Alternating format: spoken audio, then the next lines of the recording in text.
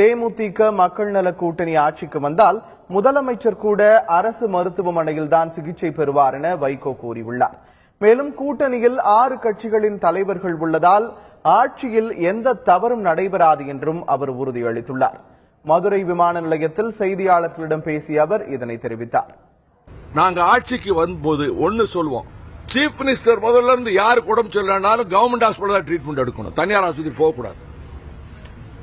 6 கட்சி இருக்கும், ஒருத்தர் தப்பு பண்ணா இன்னொருத்தர் மறிப்போம். 6 கட்சிக்கு மந்திரி சபையில் இடம் இருக்கும். செக்ஸ் அண்ட் பேலன்சஸ் இது தமிழ்நாடு இதுவரை பார்த்திராதது. பணம் கொடுத்துருவாங்க. காரணம் எல்லா இடத்துலயும் 10 நிமிஷத்துல ஒரு தெருவில் பணம் கொடுத்துருவாங்க. ஏடிஎம்கே டிஎம்கேயும் கொடுத்துருவாங்க.